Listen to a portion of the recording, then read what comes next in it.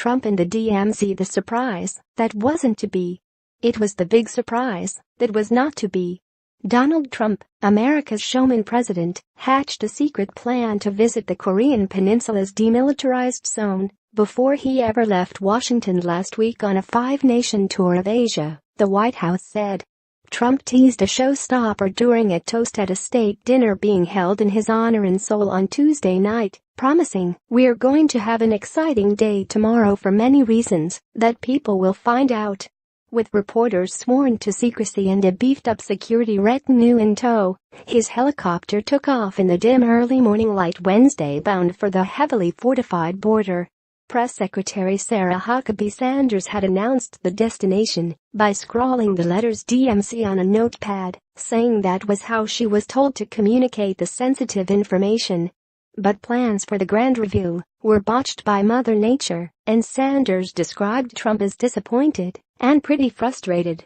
Just after daybreak, Trump's motorcade had departed unannounced for Yongsan Garrison, a U.S. Army base in Seoul, where a fleet of military helicopters was standing by for the roughly 35-mile flight to the DMZ. Trump had been scheduled to arrive at Observation Post Oulet, the closest post to the 1953 armistice line, where he would follow his three direct predecessors in peering into North Korea. But visibility below 1 mile and misting conditions determined otherwise. Trump was traveling in a 5-helicopter air convoy consisting of 2 identical VH-60NS, Marine One and a decoy, and 3 Chinooks carrying press, aides, and heavily armed security.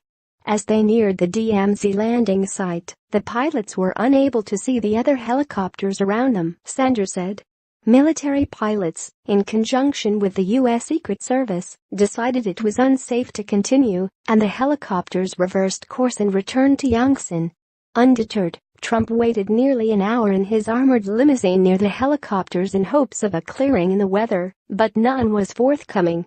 White House staff, including Sanders and Chief of Staff John Kelly, passed the time making frequent glances at the overcast sky. Just before 9 a.m., the final regular call was made. The stop was off. Trump's 11 a.m. address to the South Korean National Assembly could not be delayed to accommodate a later trip.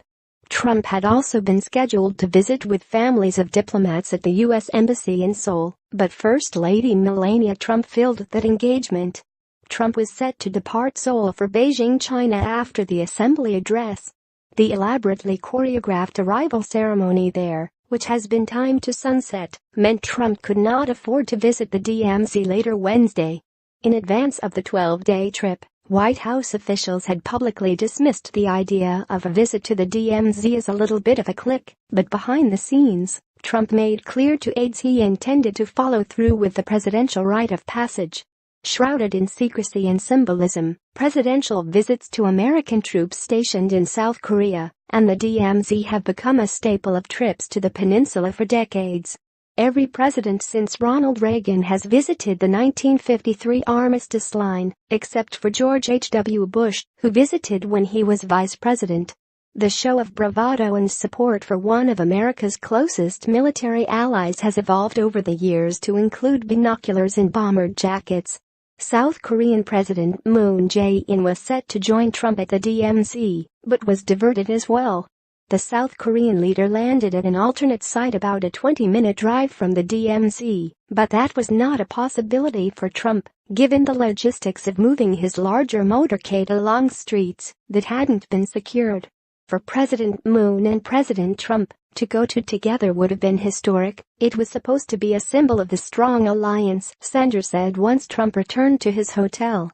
"I think the fact that they were both planning shows the importance," Miller reported from Washington.